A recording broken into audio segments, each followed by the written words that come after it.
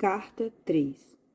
Estas cartas conduzem você a uma dimensão espiritual, mental, que transcende o plano humano de atividades e assuntos, e por isso serão melhor assimiladas se antes forem precedidas por um período de quietude e relaxamento. Acalme sua mente, se for possível, e entre em um estado de silêncio interior. Somente quando você estiver nesse estado completamente receptivo, estas cartas poderão penetrar em seu pensamento humano com a sua realidade. Meu ilimitado amor celestial impulsiona-me a voltar uma e outra vez para escrever à humanidade, com a intenção de que finalmente, quando, como muitos, você estiver preparado para recebê-lo, possua o conhecimento que lhe permitirá transcender sua humanidade e fundir-se com o Pai Consciência, o verdadeiro amor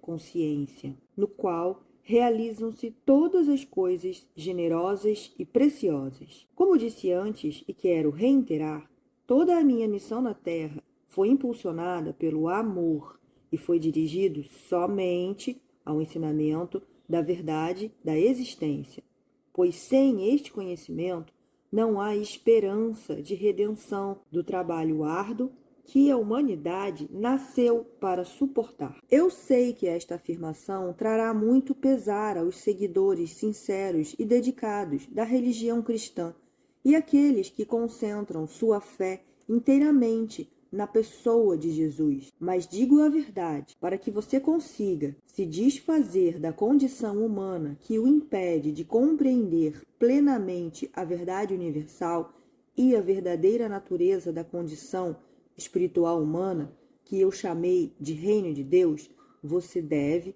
se afastar dos velhos dogmas de salvação pelo sangue do Cordeiro, da Trindade e outras crenças e vir com a mente perfeitamente aberta e receptiva para a verdade da existência. Nenhuma outra salvação é possível. Deus não pode salvar você, uma vez que, se a humanidade ignora os fatos da existência, continuará cometendo os mesmos erros terrenos até o fim dos tempos, assim criando sua própria enfermidade e miséria. O que você deve entender é que, seja qual for a crença do homem referente à salvação dos pecados, este é um erro humano, posto que a lei de causa e efeito é imponderável e é uma característica natural, inerente e intrínseca da existência. Não se pode separar os efeitos da causa e nem se pode apagar a causa e continuar tendo os efeitos. Esta é a verdade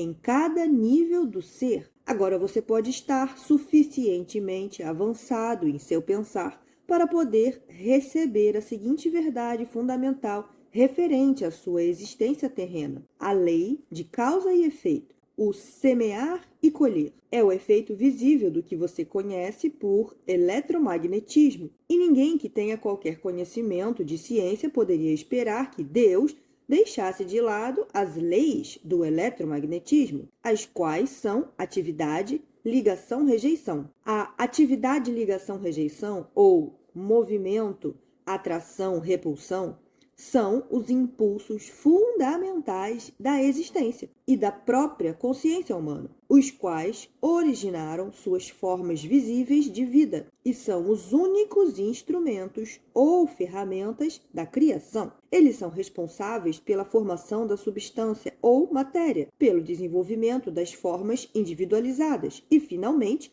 pela própria personalidade em todos os entes vivos. Em razão de que estas leis são fundamentais para a sua existência individualizada, é impossível evitá-las. Portanto, você não pode ignorar os problemas inerentes à sua existência individualizada e acreditar que Deus salvará você deles. Sua única esperança de finalmente escapar de sair do círculo da experiência humana é reconhecê-lo e admiti-lo, e depois trabalhar minuto após minuto para transcendê-lo e, por fim, fundir-se e fazer-se um, em pureza de mente, coração e ação, com a consciência universal amorosa, o Pai, que faz o trabalho amoroso. Ao mesmo tempo, ao crescer no conhecimento da verdadeira natureza do Pai em seu interior, transcendendo você e em tudo o que lhe rodeia, você chegará a possuir uma fé constante, a qual poderá recorrer em todas as circunstâncias para obter a inspiração,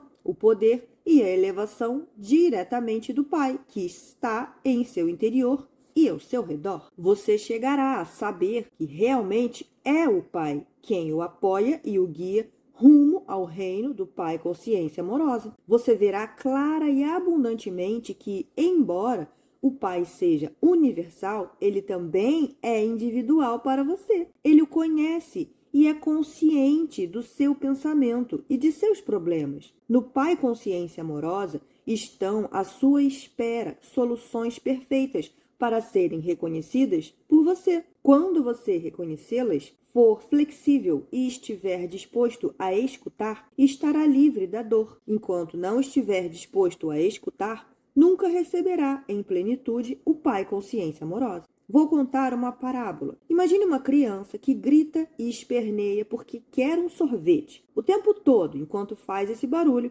seu pai espera pacientemente à porta de seu quarto para mostrar que trouxe a ela um sorvete e fruta. Talvez você pense que esta parábola é improvável e, no entanto, é o que acontece. As mães se lembrarão de ocasiões em que os filhos se mostraram aflitos por alguma coisa e negavam-se a escutar o que elas tentavam dizer a eles, mas elas já tinham a solução, esperando apenas que eles se acalmassem e enxugassem as lágrimas. Vejo o duro esforço das pessoas, suas lágrimas, e minha compaixão é sem limite. Você está sendo escutado, mas no contexto de sua consciência atual, há pouco que eu possa fazer. Não posso libertá-lo das amarras e correntes de tantos anos de pensar e agir ignorantes. Vejo a dor que os sermões ignorantes perpetuam nas igrejas, nas celebrações e nos púlpitos. Vejo as nações e seus povos tentando resolver tenazmente as dificuldades que surgem dos valores,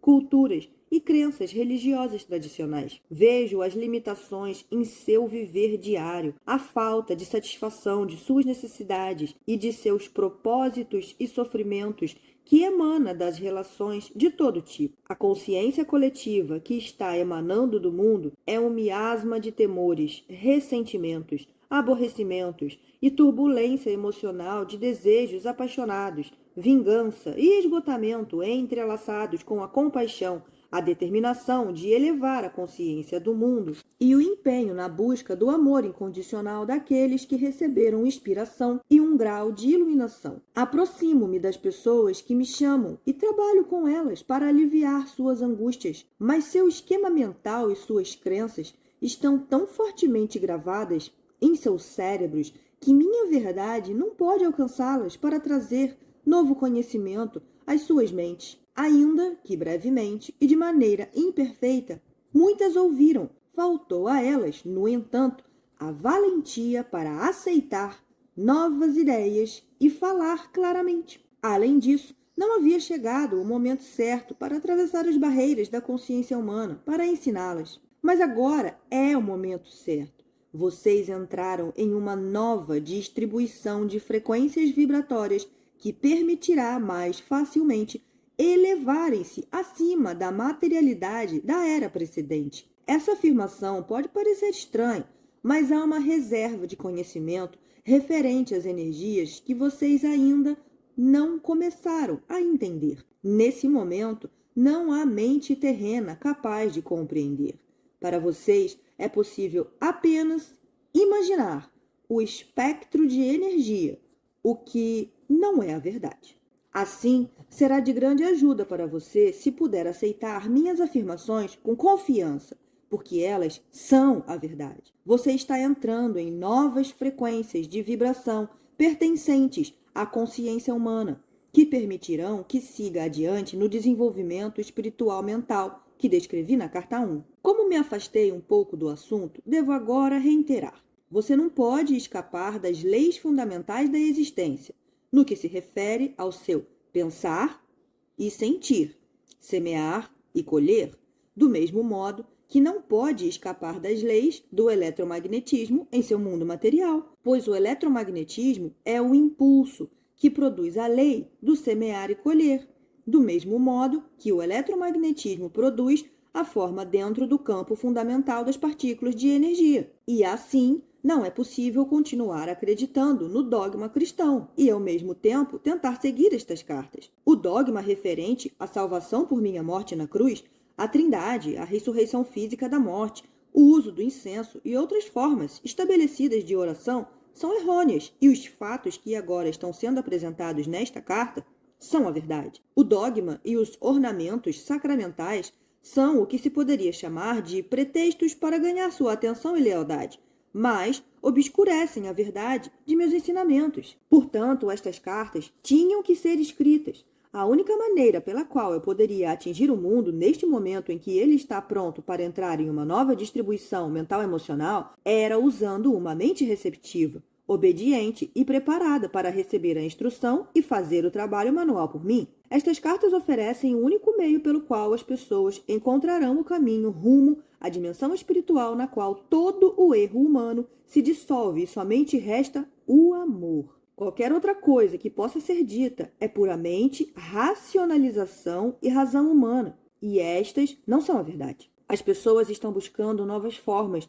de solucionar velhos problemas, particularmente na América, mas até que compreendam a verdadeira natureza da vida, do ego e das leis da existência, apenas aumentarão a força do ego e sua dor continuará. Enquanto registro para vocês nas páginas seguintes a simples verdade que trouxe há 2 milênios, lembrem-se de que esta verdade permanece constante e consciente. Portanto, só é possível aprofundar sua compreensão na verdade, não alterá-la. Você se deu conta, enquanto ouvia as 2 primeiras cartas, de que tudo o que eu falava às pessoas na Palestina era uma consciência direta de ter percebido a realidade da existência no deserto, isto é, de que nada era sólido? Você lembra que, em meu estado transcendente, ao olhar as rochas, areias, montanhas e águas do mar morto abaixo de mim, tudo parecia ser como um cintilar de partículas? A rocha, areia, montanhas e água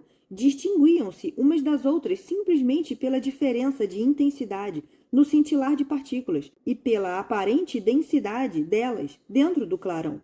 Não há outra maneira pela qual eu possa descrever o que vi quando estava na Terra para transmitir os fatos referentes à verdadeira substância da matéria e à aparente construção sólida do mundo. Em linguagem moderna, o cintilar de partículas provavelmente seria chamado de vibração de partículas. Talvez se pudesse combinar os 2 termos e descrever a realidade visível mais fundamental como um cintilar de partículas. Isso transmite o sentido da incandescência luminosa, na qual vi as partículas dançarem.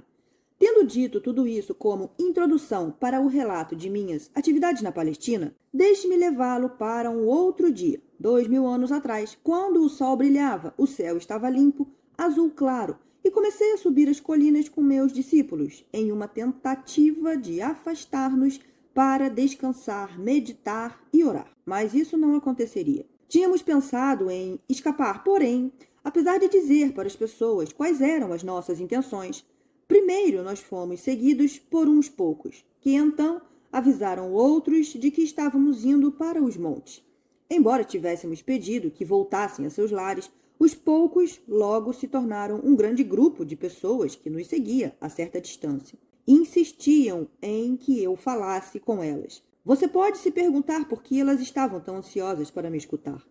Intuitivamente, elas sabiam que eu falava palavras de vida. Sempre mostrei a atividade do Pai ao seu redor, e isso deu a elas esperança e ajudou-as a ver o mundo com um novo olhar. Falei do amor e elas se sentiram confortadas. Foi por isso que pude dizer, sabendo que elas me entenderiam e que estariam de acordo comigo. Venha a mim você que está cansado e oprimido, e darei a você descanso. Meu jugo é suportável e minha carga leve. Elas sabiam que, quando eu pronunciava estas palavras, o que fazia com frequência, estava comparando as regras e leis dos líderes judeus com a verdade que estava apresentando ao povo. Então, quando as pessoas me suplicaram que ensinasse o que poderia fazer senão sentar-me sobre uma rocha logo acima delas e ensinar. Decidi que, se elas tinham vindo de tão longe para me ouvir, escutariam algo que recordariam e possivelmente falariam disso durante a vida toda. Eu sabia que, apesar de tudo o que tinha dito a elas acerca do Pai e o Pai Amor, ainda tinham medo de que Deus as rejeitasse. Embora eu tenha tentado ajudá-las a compreender que o Pai de quem falava não era o Deus personalizado que elas adoravam, sabia muito bem que estavam confusas. Mesmo tendo dito uma e outra vez que o Pai estava em seu interior, continuavam preocupadas sobre receber um castigo vindo do alto por acreditarem em minhas palavras. O que deveria ensinar naquele dia? Perguntei ao pai. Então observei as cabras e as ovelhas que estavam pastando na colina sob o vigilante cuidado de seu pastor, e as mensagens para esse dia me veio ao espírito. Me levantei e falei para que se ouvisse minha voz até o fim da multidão. Vejam estas ovelhas e cabras pastando nas colinas. As ovelhas estão no lugar e as cabras em outro. Observem as ovelhas. São pacientes e pacíficas entre si, mesmo quando estão tão apertadas num canto no curral. Pastam tranquilamente, nunca reclamam. O terreno, que não é seu, deixam o pasto curto, mas não o estragam, o que permite que a grama se recupere depois de passarem por cima dela. E o que é mais importante, escutam a voz do seu pastor. Portanto, ele cuida bem delas. Ele as guia para os melhores pastos e dorme junto a elas durante a noite, para que não sejam atacadas por cães e ladrões. Agora olhem as cabras. Como brigam e saltam sobre as pedras e entram em lugares difíceis ou perigosos. Devoram as sarças e as folhagens das árvores. Elas são espoliadoras. Se não fosse por sua utilidade para o homem, não haveria outro lugar para elas a não ser ficarem amarradas o dia todo ou serem enviadas para o deserto. Vejo-os aí embaixo e sei que no meio de vocês há muitas ovelhas e que também há muitas cabras. Houve alguns murmúrios aborrecidos, mas, em geral, as pessoas se davam empurrões e puxavam o cabelo uns dos outros, apontando-as às cabras, rindo e concordando com a cabeça. Era bom vê-los rir e assim continuei. Vocês podem reconhecer as ovelhas pelos seus lares, pelo modo como convivem com os vizinhos e como são vistas por toda a comunidade. Assim também vocês podem reconhecer as cabras.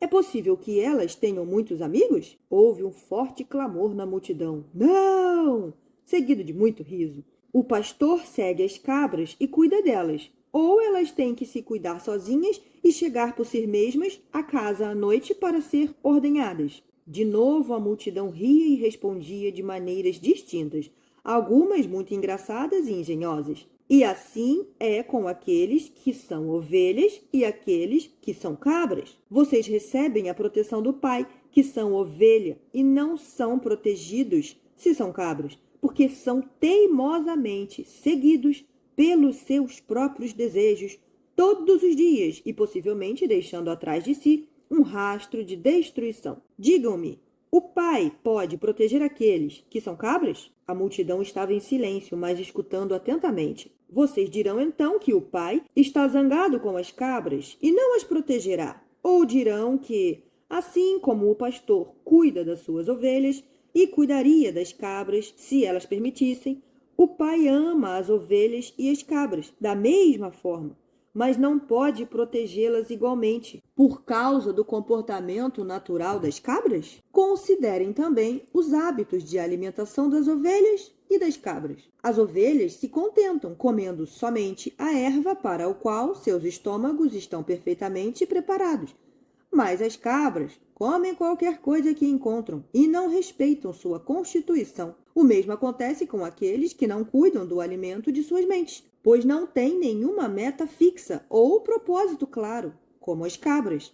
Não percebem quando o alimento mental é prejudicial ou os leva por caminhos equivocados em suas vidas diárias, ou mesmo os arrasta para um mito nocivo ou um engano perigoso. Eles vão sem rumo, recolhendo o equivalente mental de sarças, sapatos velhos, pedaços de pano, folhas, cardos ou ervas daninhas, porque falta a eles bom senso. Um homem perguntou: Mestre, e se uma pessoa é uma ovelha, comete um erro e se vê numa confusão, o pai a abandonará? Respondi com outra pergunta. O que faz o pastor se uma de suas ovelhas cai no buraco, ou escorrega por um barranco, ou se vê aprisionada nas sarças? Eu digo, o pastor deixa o rebanho e rapidamente vai buscar a ovelha perdida, e não a abandonará, até que a traga de volta sã e salva. Assim acontece com o Pai. Nenhuma ovelha pode evitar enganar-se de uma ou outra maneira, mas não duvide de que o Pai logo atenderá ao seu balido e a resgatará. E se uma cabra começar a se comportar como uma ovelha e atender à voz do pastor, então ela também estará sob a proteção do pastor e será cuidada da mesma maneira que as ovelhas. Assim é com vocês. E o reino dos céus, o reino de Deus. Várias vozes elevaram-se, pedindo-me que ensinasse o significado do reino de Deus. O que estou dizendo a vocês não é o mesmo que ouviram de qualquer outro profeta em qualquer tempo. Não tentem entender o que digo pensando no que disseram seus mestres. Eles podem somente repetir o que está nas Escrituras e não possuem nenhum conhecimento pessoal do reino de Deus ou do céu. Deus não está contido em nenhum lugar, mas está em todas as partes, como estão os céus e o ar sobre você. A Santa Palavra pronunciou a verdade quando disse: em Deus você vive, se move e tem o seu ser, pois o reino de Deus está acima, ao redor e também dentro de você.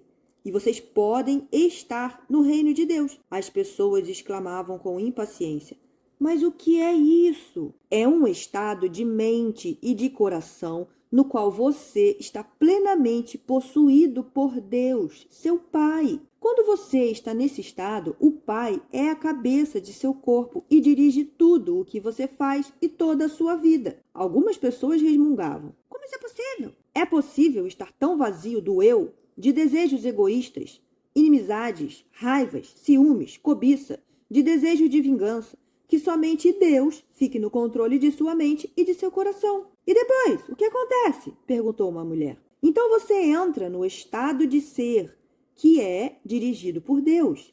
Isto é totalmente belo e glorioso. É amor, é generosidade, é cuidar dos demais como cuida de si mesmo. É não julgar, pois você aceita os outros tal como são, sabendo que também são filhos de Deus e que estão igualmente sobre o cuidado do Pai. É felicidade sem medida, impossível de descrever. É sentir alegria pela beleza do mundo. É vida sem limite e energia aumentada. É saúde e é a satisfação de cada uma de suas necessidades, mesmo antes de tê-las. Por que os rabinos não nos contaram estas coisas? Diziam várias pessoas reclamando. Porque só eu vi o Pai, somente eu sei como se fizeram os mundos e as leis da existência. E porque eu sei todas estas coisas, vocês podem vir a mim e me perguntar, e eu revelarei tudo o que me foi dado. Digo a verdade, aqueles de vocês que creem, compreendem e buscam colocar minha palavra em prática a cada dia serão salvos da atribulação que a humanidade suporta. Vocês sofrem porque não entendem como foram criados e os verdadeiros propósitos para o qual nasceram. Vocês nasceram para serem filhos e herdeiros do Pai, mas vocês viram as costas a toda a glória do reino e tentam encontrar prazer nas coisas terrenas. Enquanto fizerem isto, nunca encontrarão o reino de Deus. Não entrarão no reino dos céus. Como entraremos no reino? Eu já disse, vocês entrarão no reino dos céus quando se arrependerem de tudo o que vocês são em seus corações e mentes. Quando vocês levarem sua maldade ao Pai e pedirem perdão e força para serem limpos de seus pensamentos, palavras e atos malignos, e finalmente os abandonem todos. Então poderão ter certeza de que estão prestes a encontrarem o reino dos céus. Quando alcançarem isto, perceberão que sua atitude para com os outros estará mudando, pois o Pai estará fazendo seu trabalho amoroso em seu interior. Vocês estarão livres das correntes e amarras dos desejos e atos malignos que antes os aprisionavam e os faziam cativos no mundo. Mais do que isso, compreenderão que o Pai satisfaz todas as suas necessidades. Uma mulher exclamou: Mestre, Tenho uma necessidade agora mesmo. Tenho fome. As pessoas riram, mas então várias vozes se uniram à sua, dizendo: estamos com você há muitas horas. Nos fez andar e andar antes de consentir em nos ensinar. Nós demonstramos que somos boas ovelhas. Não nos ajudará a saciar nossa fome? Percebi que diziam a verdade e senti uma profunda compaixão para com elas. Tinham me seguido não só para que as curasse, mas também porque tinham o anseio de saber a verdade, como tinha sido me dada pelo Pai.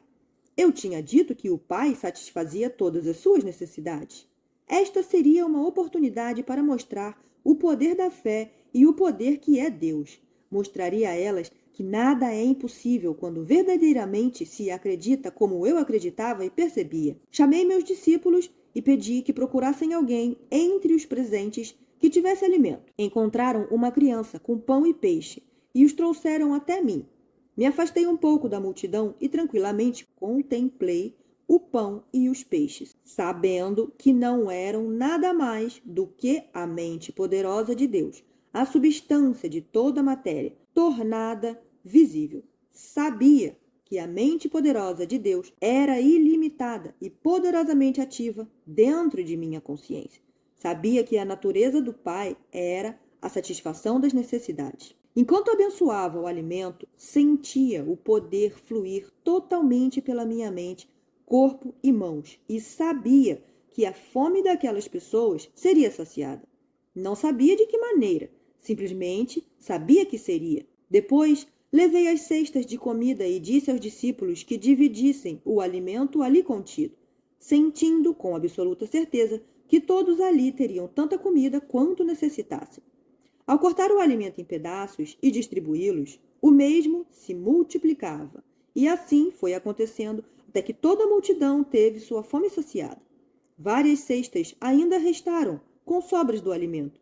Assim demonstrei que a matéria, tudo o que é visível no universo, é mente-consciência, tornada visível pela vibração das partículas, o que a ciência chama de partículas. Mudanças na vibração das partículas e, portanto, mudanças na matéria acontecem como consequência das imagens de movimento poderosamente dirigidas, disciplinadas, focadas pela energia da mente-consciência. Quando, com uma consciência amorosa, se age puramente para fazer o bem aos outros, os únicos limites ao trabalho amoroso do Pai no mundo são os limites que a mente do homem coloca nesse trabalho. Tais mudanças na matéria só podem ocorrer quando a consciência do homem está em perfeita harmonia e unidade ao Pai Consciência Universal. Ainda que assombrados por receberem o alimento desta maneira, as pessoas e meus discípulos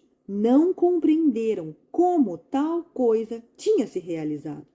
Apenas puderam concluir que era o maior milagre que tinha visto. Isso também confirmou para elas a crença de que eu era o Filho de Deus. Numa outra ocasião, eu estava sentado debaixo de uma árvore nos arredores da Betesda, rodeado por aqueles que tinham trazido seus doentes para que fossem curados. Como sempre, maravilharam-se ao vê-los recobrarem a vida e a saúde e perguntavam-se como tais milagres podiam ser feitos. Outra vez tentei fazer com que compreendessem o poder da fé. Nos evangelhos está escrito que eu disse que se um homem possuía a fé do trabalho de um grão de mostarda, poderia mover montanhas. Esta afirmação é uma interpretação errônea do que verdadeiramente eu disse e revela o pouco que meus discípulos e os evangelistas compreendiam dos meus ensinamentos quando nós estivemos na terra. Se alguém tivesse a fé do tamanho de um grão de mostarda, o que significa isso? Como se pode medir a fé de tal maneira? Fé é fé. É um poder de total convicção que toma conta da mente e não pode ser submetida a um tamanho. A fé que surge de uma necessidade de crer em algo, porque tal crença servirá a seus propósitos de algum modo. Pode ser poderosa e forte, mas nunca pode ser estimada com um conceito de tamanho. A crença é ainda mais forte. A crença é o fruto do ouvir dizer e da lógica. porque você ouviu alguma coisa e está convencido de que o que ouviu ou leu é verdade. Desenvolve uma profunda crença no que ouviu. Você crê que é verdade. Você crê de uma maneira total e completa que desafia qualquer contradição. Constantemente eu dizia às pessoas: creiam e receberão. E receberam. Contudo, eu sabia que seria quase impossível que as pessoas, algum dia, tivessem a fé para realizar milagres, pois não importava o quanto explicasse a verdade, elas nunca teriam o intenso conhecimento que me foi dado no deserto. Mas agora relato, em alguma medida, a história de minha permanência na Terra, na Palestina, com a intenção de que você, meu leitor, comece a perceber e a compreender o conhecimento que me foi dado durante minha iluminação. Minha intenção é dar a você conhecimento.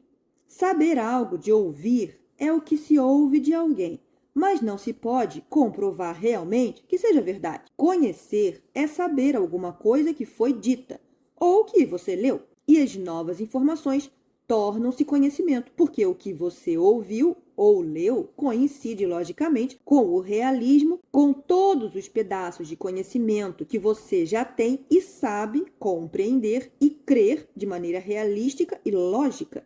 Você sabe o que é verdadeiro. Você tem um sentido de convicção. Até agora, alguns de vocês tiveram fé em Jesus Cristo, mas se pareciam às crianças precoces. Sua fé foi em parte cega e obediente, porém entrelaçada a muitas dúvidas. Portanto, quaisquer que fossem as suas necessidades, dependiam de Jesus para que a obra se realizasse. Mas na realidade, muito do que vocês creem ter recebido diretamente de Jesus foi sua própria fé em Jesus que se tornou visível na forma das coisas pedidas. Ainda que esta fé ingênua seja muito importante para seu bem-estar, aqueles de vocês que são capazes de avançar no caminho espiritual rumo à perfeição devem agora alcançar um nível mais profundo de verdadeiro conhecimento sobre a relação entre a mente e a matéria. Sem este alicerce, as pessoas continuarão se emaranhando em mitos religiosos e ficarão aprisionadas na miséria da condição humana. Quando estava na Terra, eu disse a verdade às pessoas, mas ela foi continuamente mal interpretada.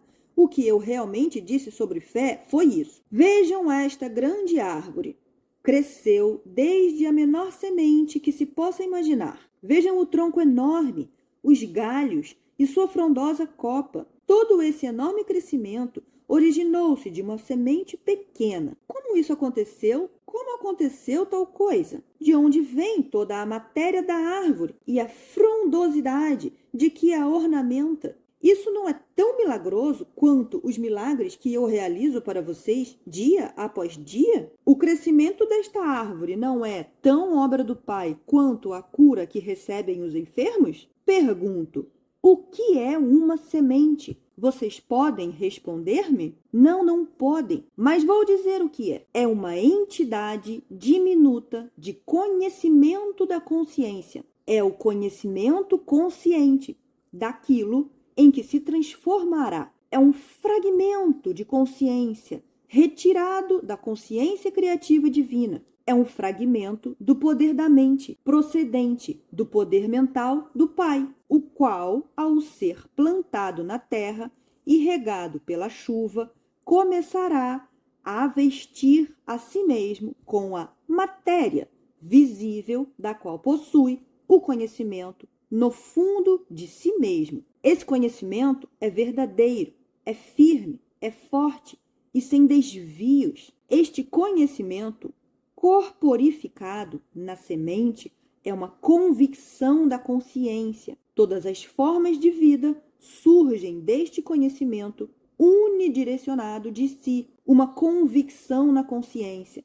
Esta convicção na consciência é o que separa a terra inanimada e as rochas de tudo o que vive e cresce sobre a face da terra. Onde não existe convicção da consciência ou conhecimento da identidade, não há crescimento. A consciência dentro da terra e nas rochas permanece como consciência, em uma forma adormecida. Portanto, se você pudesse crer no que se pede, tão poderosamente como a semente de mostarda conhece a sua própria identidade, poderia fazer qualquer coisa que quisesse. Se você pudesse levar dentro de sua mente uma semente, o plano aperfeiçoado de seus objetivos mais profundos, e saber sem qualquer dúvida que ela pode crescer e chegar à perfeita realização, você poderia ver esta semente maravilhosa ganhar vida própria, que logo se manifestaria em sua vida.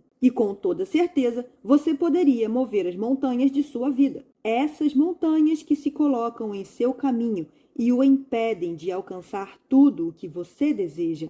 Montanhas que, em momentos de imprudência e de pensamentos mal elaborados, você criou para si mesmo. Se compreendesse a criação e a existência, você poderia viver uma vida de total liberdade, realizações sem limites e alegrias transcendentais. Busque a compreensão e verá que pouco a pouco a compreensão virá em sua direção. Bata a porta do universo que dá acesso a Deus, o Pai, consciência universal, e finalmente você verá a porta se abrir e você terá acesso aos segredos do mundo. Apenas creia e você receberá. Eu também recordava isso a eles a todo momento. Somente aqueles de mente e coração puros realizarão essas coisas poderosas. Os malvados podem prosperar durante um tempo, como o fizeram os reis e os exércitos saqueadores, e outros que amontoaram a iniquidade em suas mentes.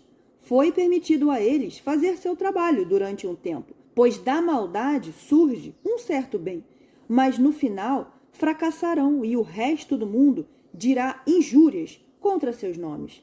Então, se você quer ter sucesso, examine suas motivações, os desejos que surgem simplesmente do anseio egoísta de riquezas ou conforto, no fim, acabam em desengano, doença e morte. E a você que ouve essas palavras, eu digo: não deixe ninguém se atrever a negar a verdade que trago, até que você também tenha andado o caminho da renúncia de si que eu percorri na terra e que tenha alcançado a mesma união com o Pai e as alturas do conhecimento e a compreensão indiscutível que possuo. Quando você tiver alcançado tudo isso, já não terá nenhum desejo de negar esta verdade e será incapaz de deixar de sentir a mim e ensinar ao próximo. Até esse momento, se mantenha em paz e não deixe que ninguém conheça sua ignorância. No mundo inteiro, as pessoas frequentemente acolhem meus ensinamentos com prazer, por serem da mais alta moral e por serem os princípios mais perfeitamente formulados para o bom comportamento e viver diário. Contudo, afirmam rapidamente que as histórias sobre os milagres devem ser deixadas de lado, pois estes são aberrações das leis naturais do universo e são impossíveis. Esse tipo de pensamento levanta barreiras ao futuro progresso do desenvolvimento científico-espiritual do qual a mente humana é capaz. De fato, não vim à Terra para apresentar uma nova religião ou um código moral mais alto do que aquele dado por Moisés nos 10 Mandamentos. Meu propósito foi o de trazer uma nova percepção de Deus como Criador e a compreensão da existência em si mesma. Deste conhecimento deveria surgir uma nova forma de viver. A atitude correta para com minha missão na Terra neste terceiro milênio é a de conhecer que os milagres que eu realizei estão mais além da capacidade do ser humano médio deste momento. No entanto, tais milagres foram exemplos do que pode ser alcançado no futuro, quando as mentes das pessoas estiverem plenamente imbuídas do verdadeiro conhecimento da existência e estiverem também, por meio da fé, da meditação e da oração, totalmente sintonizadas e impregnadas da consciência universal vida-amor. Foi realmente verdade que andei sobre as águas quando meus discípulos embarcaram para cruzar o lago? Se você leu a narração bíblica deste incidente, perceberá que meus discípulos tinham me deixado para trás. Ansiava pela oportunidade de afastar-me de qualquer contato humano, de retirar-me para as colinas, para mais uma vez entrar em profunda meditação, permitindo que a minha consciência se unisse à dimensão universal da consciência de Deus. Enquanto estive nesse estado espiritual que transcende a consciência humana, toda a consciência física desapareceu e fui levado em êxtase na corrente universal da vida. Soube que a vida universal era tudo, e a vida era a realidade de meu ser, e que tudo o mais eram aparências mutáveis, transitórias da vida universal, tornadas visíveis. Soube e senti que eu era a própria vida, e que ao introduzir-me na consciência da vida, mais além da consciência terrena, as leis que governavam meu ser físico eram transcendidas e já não se aplicavam à carne e ao sangue de meu corpo humano. Desejei me mover neste novo estado transcendente e vi a mim mesmo saindo da caverna flutuando. Vi meus discípulos no lago e soube que estavam em aflição. Sem esforço, desci flutuando a colina em direção à margem e, ao retomar o contato com meus assuntos humanos habituais, no caso, os meus discípulos, me encontrei repousando sobre as águas. No entanto, ainda estava no estado em que percebia plenamente que eu mesmo era a vida, individualizada, e, portanto, que meu corpo estava banhado pelo poder vital, que continuava me deixando mais leve e transformando a estrutura atômica de meu estado físico. Você deve entender que ouvir e pensar no estado de consciência humana e a ascensão à compreensão transcendente da vida universal, quando a consciência pessoal já está afastada da condição corporal e plenamente fundida no Pai Consciência Universal, pertencem às duas dimensões totalmente diferentes do ser. A consciência humana pode receber inspiração do Pai Consciência Universal, mas a inspiração que se recebe se mistura à condição humana e frequentemente é mal interpretada, segundo o conhecimento armazenado que já controla o cérebro e, portanto, os próprios processos mentais. Lamentavelmente, a inspiração que você recebe é contaminada e distorcida por suas atuais crenças fortemente arraigadas. Considere que o estado de percepção e compreensão transcendente emerge da condição física.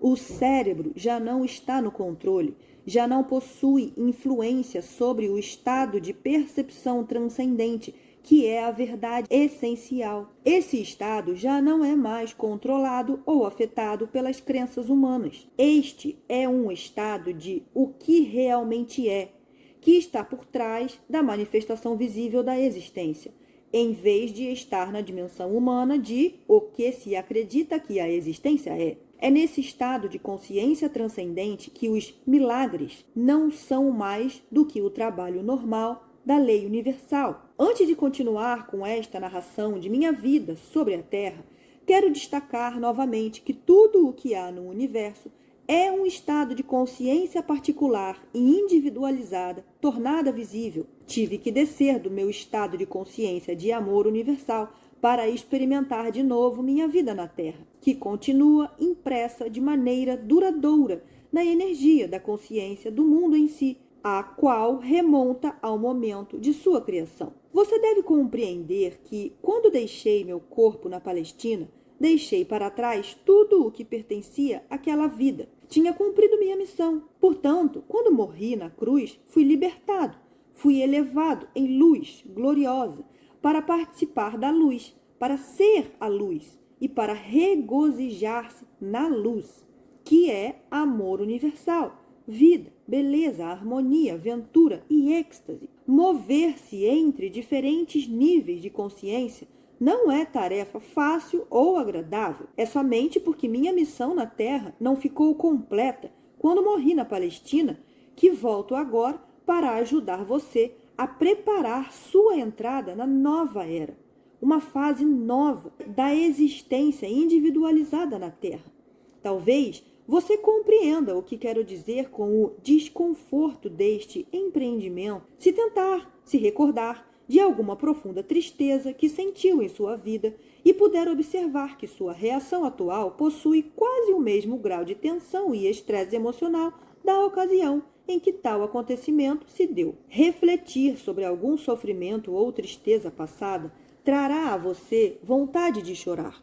Você sentirá a depressão e a antiga angústia retornando ao reviver aquele momento em sua imaginação. Pode ser que você queira se afastar das pessoas porque sua consciência já desceu de seu estado anterior e equilíbrio feliz e de paz para experimentar, mais uma vez, as vibrações e as formas da consciência inferior que você criou no momento inicial de seu sofrimento. A mudança de ânimo indica uma mudança em suas energias de consciência. A elevação das vibrações de consciência trará a você uma elevação mental, emocional e física e fará com que você se sinta feliz. Uma redução de suas energias de consciência rebaixará o funcionamento de todo o seu sistema e você sentirá que uma depressão se inicia, ou, ao menos, uma queda do otimismo que sentia anteriormente. Estou explicando um fato da existência. Seu universo inteiro manifesta as diferentes frequências de vibrações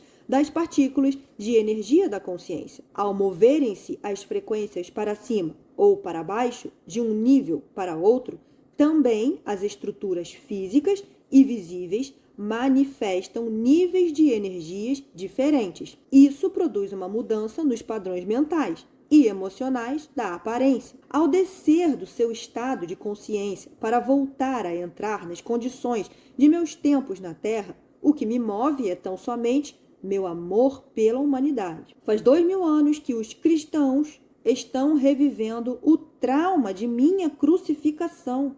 Alguns, inclusive, experimentam o estigma, que nada mais é do que uma resposta emocional histérica e mórbida àquilo que acreditam que suportei. Essas pessoas se superexcitam até viverem picos emocionais próximos ao frenesi, imaginando a angústia dos meus sofrimentos antes de minha morte. Sua gratidão emocional pelo que suportei lança-os em um estado de estresse físico. Isso está sendo escrito num dia de Sexta-feira Santa e vim especialmente para falar acerca de minha crucificação. Vim para dizer que você deve abandonar todo o drama referente à recordação daquele dia. Morri, e isso foi, para mim, uma libertação maravilhosa. Já é tempo de que as pessoas acordem de seus longo sonho e compreendam a existência como ela realmente é e a verdade a respeito de minha crucificação,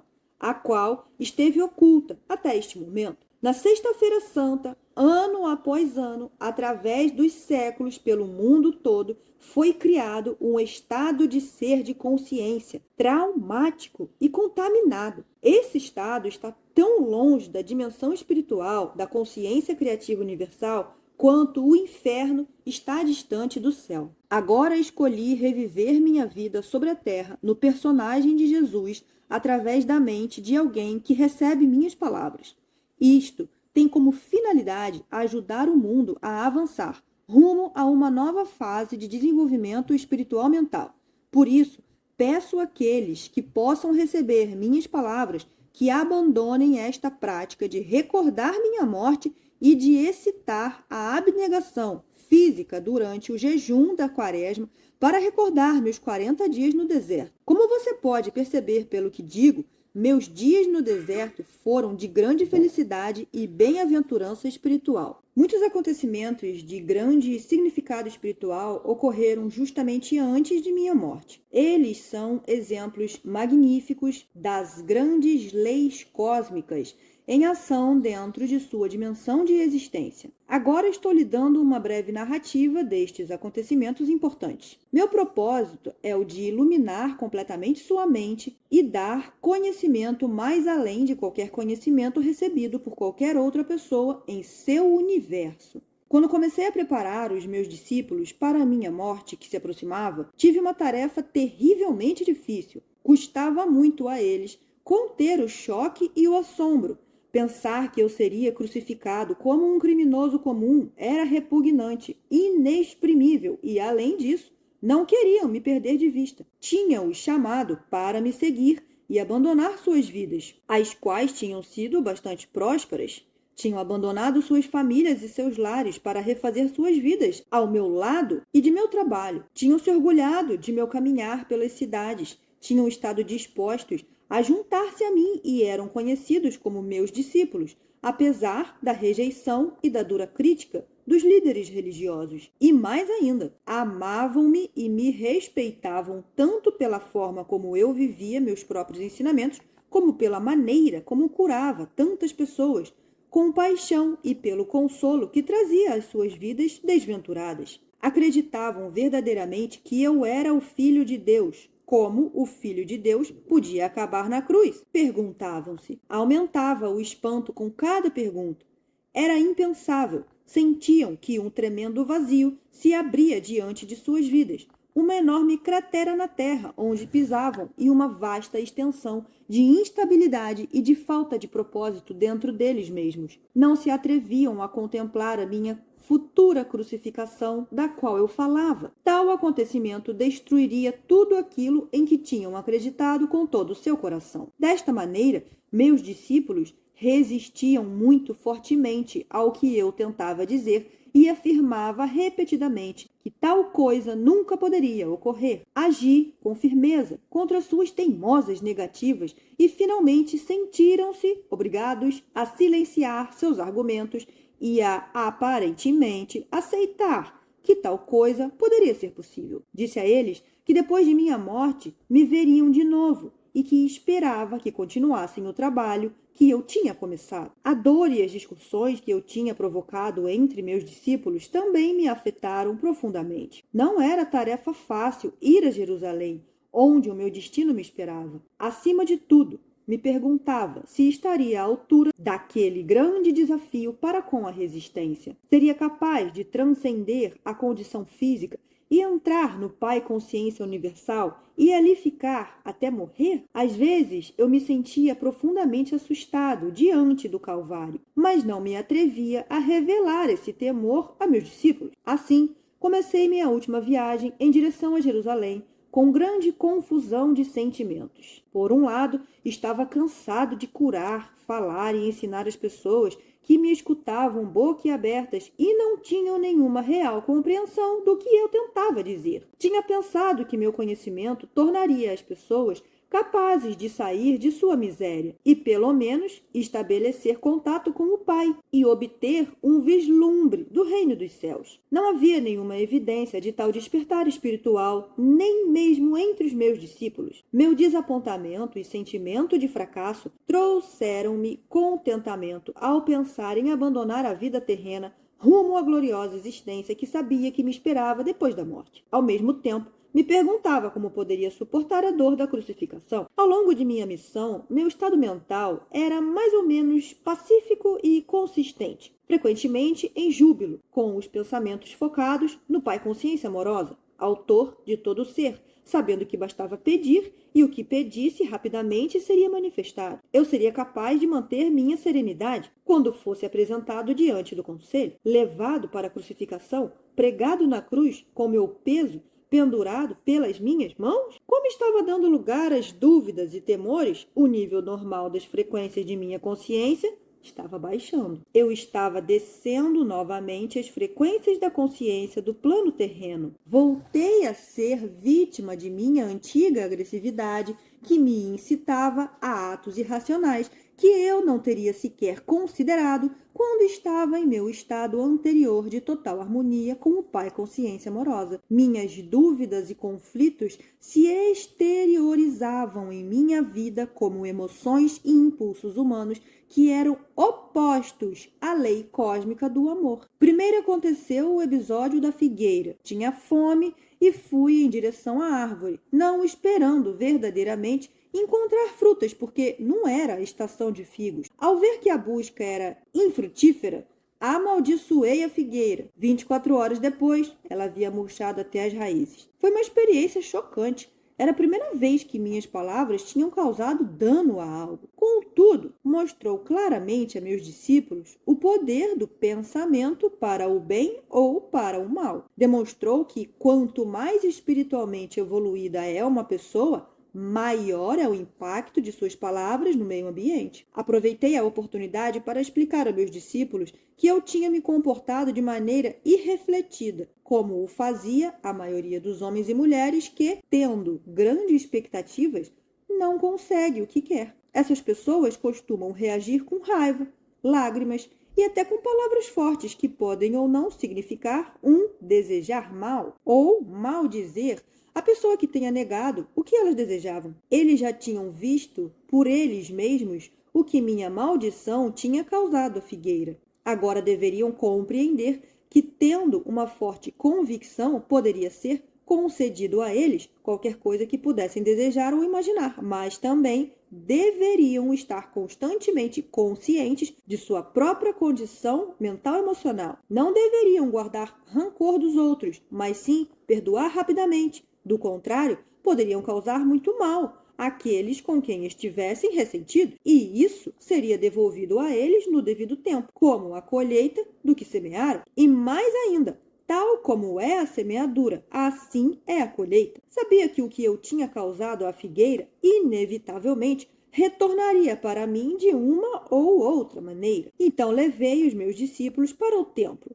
Muitos anos tinham se passado desde que eu tinha estado lá, e sabia que minha visita serviria para desencadear os acontecimentos que levariam à minha crucificação. Algumas pessoas me reconheceram e comecei a ensinar em resposta a seus pedidos. Foram se juntando mais pessoas e os agiotas se amontoaram. Começaram a reclamar. Seus gritos e queixas barulhentos interromperam a linha de meu pensamento enquanto ensinava. De repente, a cólera tomou conta de mim. Havia ali pessoas sérias que me rodeavam e desejavam ouvir palavras de vida, as quais em breve não poderia mais pronunciar. E ali estavam mercadores que viviam vendendo animais para os sacrifícios que não beneficiavam ninguém. Aqueles homens somente traziam dívidas e misérias às pessoas. Senti o sangue me subir à cabeça. Empurrei as mesas espalhando o dinheiro e expulsei do templo os homens de coração duro. Então houve uma tremenda comoção de gritos e lamentações. Alguns brigavam para apanhar o dinheiro.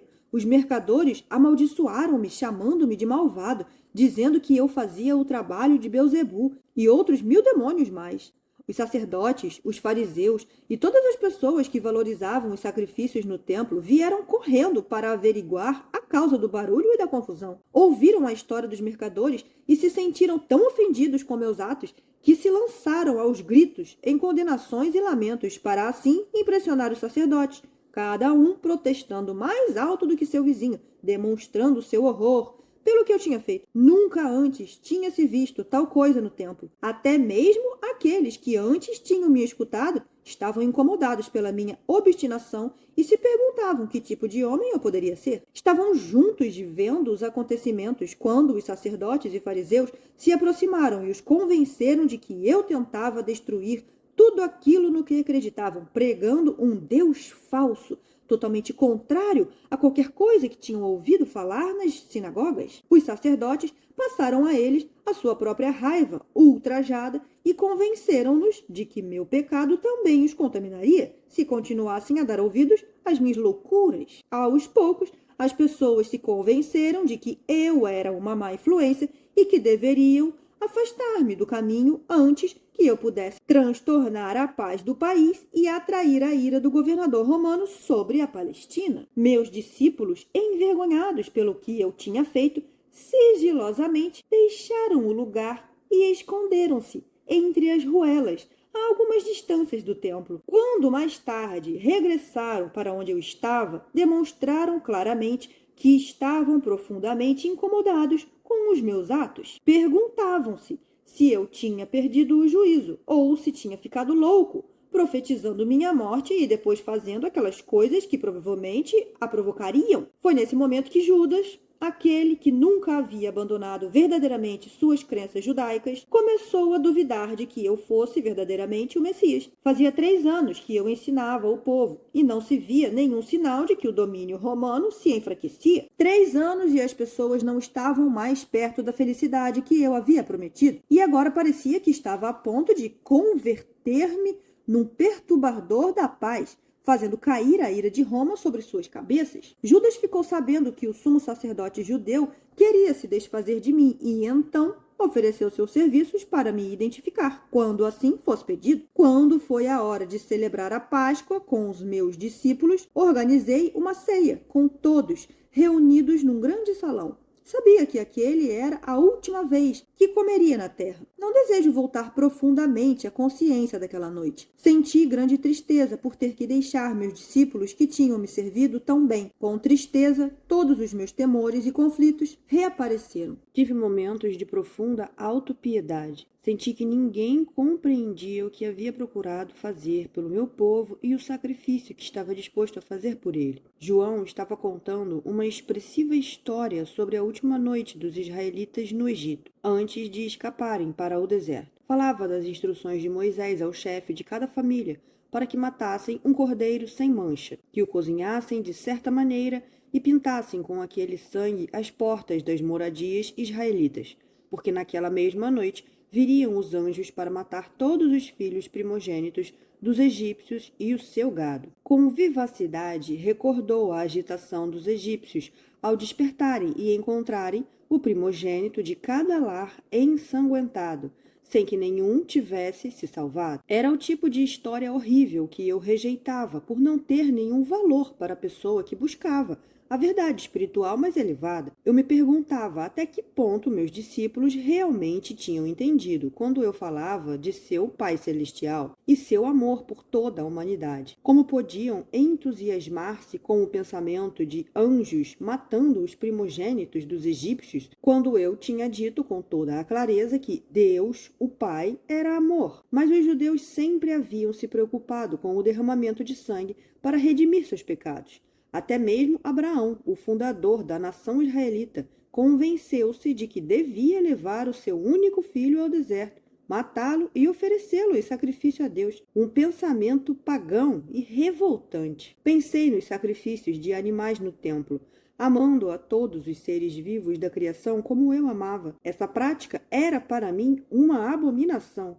E agora eu estava a ponto de ser levado para a morte porque tinha me atrevido a pronunciar a palavra da verdade. E quando considerava o tão pouco do meu conhecimento que tinha conseguido transmitir, perguntava-me por que eu tinha sido enviado em tal missão. Senti de repente um estremecimento de ressentimento e raiva se entrelaçar aos sentimentos habituais de amor para com aqueles homens. Com certo cinismo, perguntava-me que sinal poderia deixar que fosse uma recordação eficaz para que os meus ensinamentos retornassem às suas mentes quando já não estivesse com eles. Se podiam esquecer tão rapidamente todos os meus ensinamentos sobre o amor do Pai e desfrutar a horrível história da Páscoa, enquanto eu ainda me encontrava na mesma sala com eles? De que se recordariam quando morresse como um malfeitor na cruz, a mais desprezível das mortes? Depois pensei que, se o derramamento de sangue os comovia tanto, daria a eles sangue para que se recordassem de mim.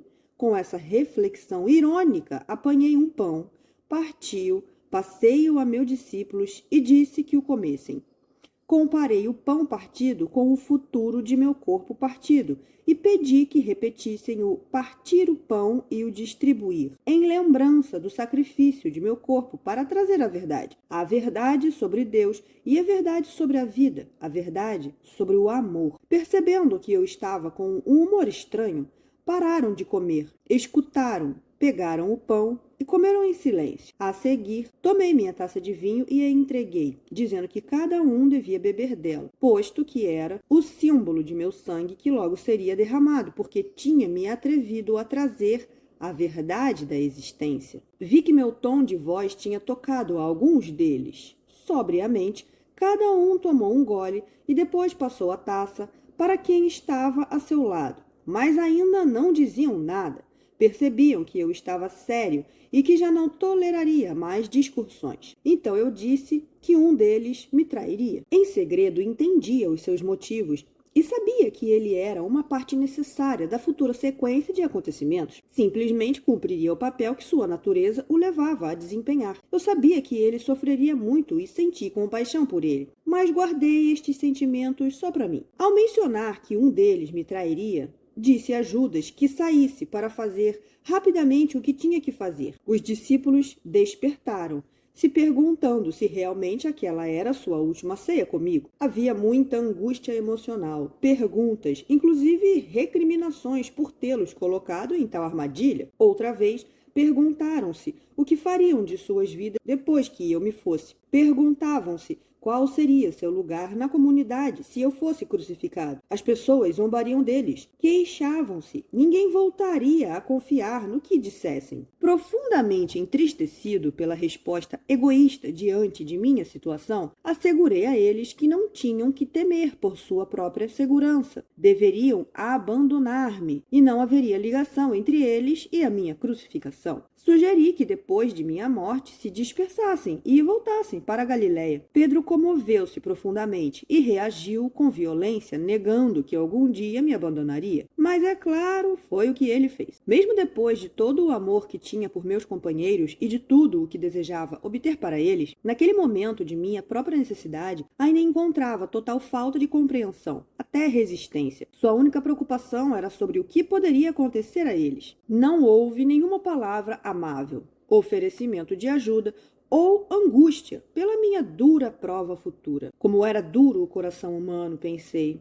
Quantos penosos séculos teriam que passar antes que a humanidade pudesse ir mais além de sua própria dor e sofrimento para sentir talvez uma faísca de amor e compaixão para com outros desafortunados que se encontrassem numa situação pior do que a deles. Porém, ainda que profundamente decepcionado e mesmo machucado por suas reações egoístas, compreendi-os e procurei dar aos meus discípulos coragem para enfrentar o futuro e assegurei que sempre estaria com eles, mesmo quando estivesse fora de suas vistas. A obra que eu tinha começado seria promovida desde o além. Não os deixaria sozinhos. Conheceriam e sentiriam minha presença, e isso os consolaria. Disse que se agarrassem à recordação do tempo em que eu tinha estado com eles. Alertei que haveria muitos que continuariam o caminho com o conhecimento que eu havia dado, mas que estranhos buscariam acrescentar a voz da traição e da razão aos meus ensinamentos. Minhas palavras seriam tão distorcidas que, finalmente, já não revelariam a verdade original que eu havia trazido ao mundo. Quando disse que isso aconteceria, afligiram-se, foram mesmo tomados pelo pânico. Fiquei aliviado ao ver que meus ensinamentos não tinham sido em vão, apesar de tudo, que não tinham entrado em ouvidos totalmente surdos. Pediram-me que contasse mais, mas levantei a mão e disse que isso era tudo o que eu podia dizer. Nesse ponto, senti que havia dito tudo o que eu tinha querido dizer enquanto estava na terra e que meu discurso aos homens havia sido cumprido. Tudo o que mais profundamente desejava era retirar-me ao silêncio e encontrar paz e conforto em meu contato com o Pai. Deixamos o salão e fomos andando até o Monte das Oliveiras, mas o estado de meus discípulos era de conflito interno, temor e dúvida. A maioria deles foi embora para unir-se com suas famílias e amigos que estariam celebrando sua própria Páscoa. No jardim havia uma rocha especial, cujo formato lembrava uma pequena caverna. Gostava de refugiar-me do vento dentro dela, de modo que ali me sentei e orei, buscando um caminho para a grande harmonia que já havia desfrutado no passado. Sabia que quando me movesse para sintonizar-me com o Pai Amor, meus temores se dissolveriam e estaria num estado de paz e de total e absoluta confiança. À medida que senti o poder do amor entrar em mim e tomar posse de minha consciência humana, assim também a força para suportar o que viria sobre mim tomou conta do meu coração. Seria capaz de permanecer dentro do amor e dar amor aos outros até o fim. E assim foi. Nem sequer tentarei voltar a entrar no estado do julgamento e da crucificação. Isso não tem importância. Quando finalmente morri na cruz e meu espírito retirou-se de meu corpo torturado, fui levado dentro de uma luz radiante e indescritível. Fui envolvido no calor e no consolo do amor, tal como nunca antes tinha experimentado. Tinha uma sensação de envolvente louvor, uma poderosa certeza de ter feito um bom trabalho, de êxtase na força universal para continuar a obra e de uma alegria e encantamento que está muito além de qualquer coisa que a condição terrena possa conhecer. Entrei numa nova e maravilhosamente bela forma de viver, mas permaneci descendente em consciência para me manter em contato com as pessoas que tinha deixado para trás. Pude mostrar-me àqueles que eram suficientemente sensíveis para me ver.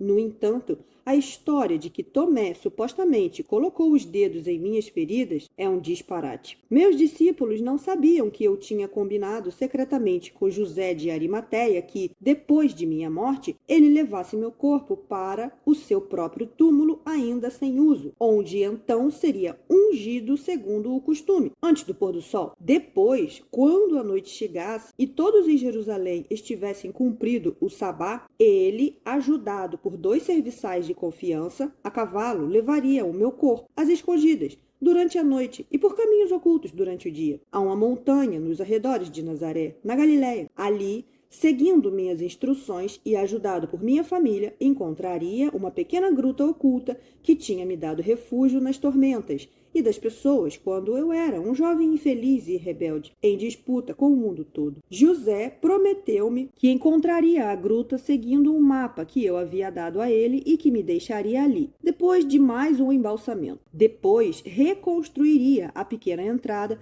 para escondê-la totalmente dos possíveis intrusos. Ali meu corpo descansou livre de incômodos. Foi dito que meu corpo ressuscitou dos mortos. Que absurda história inventada pelas mentes daqueles que não sabiam como explicar satisfatoriamente minha morte na cruz como um malfeitor. Por que eu teria necessidade de um corpo terreno para continuar a existência na outra dimensão? Como esse mito ridículo pôde persistir até o século XXI? Isso dá a medida da falta de compreensão dos cristãos.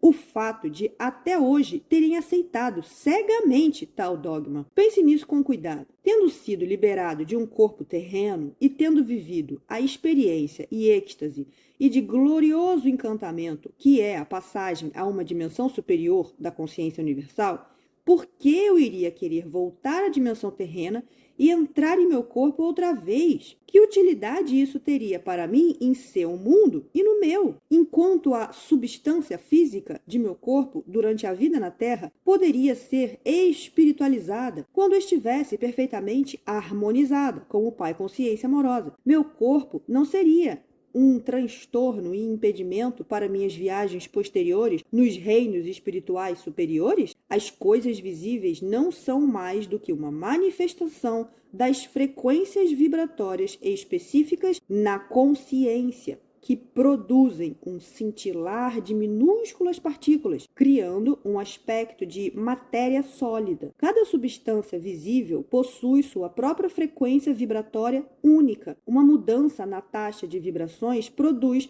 uma alteração na aparência da matéria. Quando as energias da consciência mudam, também mudam as aparências da matéria. Portanto, era possível que eu me concentrasse e baixasse as frequências de minha consciência a tal ponto que minha forma se tornasse visível ao olho humano. Podia retornar aos meus discípulos e ser visto por eles. E assim o fiz. Amava-os mais do que nunca e devia a eles tanto consolo e apoio quanto era capaz de dar depois de minha morte. Além disso, era necessário dirigir meu próprio poder dentro de suas mentes com o fim de dar a eles o ímpeto e a coragem para continuar a obra que eu havia começado. Porém, quero que você saiba que a consciência individualizada que tenha ascendido em frequências vibratórias até os portais da dimensão criativa universal transforma-se em luz individualizada, uma consciência individualizada que não necessita de nenhum corpo para expressar e desfrutar de tudo o que a consciência gloriosa possa conceber nos reinos espirituais mais altos. É um supremo estado de ser e de encantamento, sem nenhuma das necessidades, desejos ou impulsos experimentados por aqueles que não tenham ido mais alto e além do ego. Enquanto você vive na Terra, sua mente permanece ancorada em certos padrões de frequências vibratórias, presa num corpo que tem suas próprias necessidades. Se sua consciência verdadeiramente se elevasse para mais além destes padrões, seu ser terreno desapareceria. Quando eu estava preso num corpo, também estava, em grande medida, confinado a estes padrões de frequências vibratórias e de consciência. E mais, a imaginação sozinha não pode elevar-se além das suas experiências passadas e, portanto, você está confinado em seu passado, que você projeta para o seu futuro. Contudo, pouco a pouco, você será guiado por aquelas mentes que são suficientemente sensíveis para entrar nas dimensões espirituais mais altas e que podem mover-se mais além dos seus atuais limites de consciência. Elas registrarão para você essas maravilhosas experiências e estados do ser mais além dos seus, aos quais você mesmo poderá aspirar. Desse modo, você irá adiante em níveis ou passos de desenvolvimento espiritual. Cada passo traz a você uma visão mais elevada do que pode ser alcançado, e a partir desta visão, você formula uma nova meta. Com essa meta sempre presente, você trabalha para purificar-se da influência contaminadora dos impulsos de ligação-rejeição da existência terrena. Passo a passo, você transcende o seu ego. Quando transcende o seu ego e ele morre dentro de sua consciência, você então está plenamente vivo no Pai Consciência Amorosa e encontra a realidade do reino dos céus em sua vida, em si mesmo e ao seu redor. Para permitir que você alcançasse esses picos de amor, alegria, harmonia e êxtase, eu vivi, trabalhei e morri na Palestina e vim agora a você nestas cartas. Não permita que meu trabalho seja em vão nesta segunda vez. À medida que ler estas páginas, busque, medite e ore para receber inspiração. Chegará a sentir a resposta do Pai e, se escutar cada dia com atenção, ouvirá a voz do Pai. Essa voz está sempre com você. Retire as barreiras criadas por sua própria vontade. Abrace para receber a força, o poder, a inspiração e o amor diretamente do Pai Consciência Amorosa. Ouça e reouça estas cartas para que finalmente possam ser absorvidas em sua consciência. Enquanto você o fizer, estará viajando rumo à luz e irradiará luz para os demais. Tal luz não é luz como a da eletricidade, mas sim da mesma natureza da consciência universal que descrevi para você em minha carta 1. Portanto, enquanto irradiar a luz, irradiará o amor incondicional. Você promoverá o crescimento e o desenvolvimento espiritual de qualquer outro ser vivo. Desejará alimentar e nutrir. Trabalhará para promover proteção, cura e educação. Você desejará ajudar o estabelecimento da lei e ordem amorosa na qual todos poderão viver em harmonia, com sucesso e com prosperidade. Você estará no reino dos céus. Ao mesmo tempo, não se iluda. Enquanto são dados os passos para apresentar estas cartas ao mundo exterior, haverá exatamente as mesmas recriminações, a mesma condenação, os mesmos falatórios de Satanás, do diabo, como houve quando o ensinei na Palestina. Ânimo, reze para ter coragem.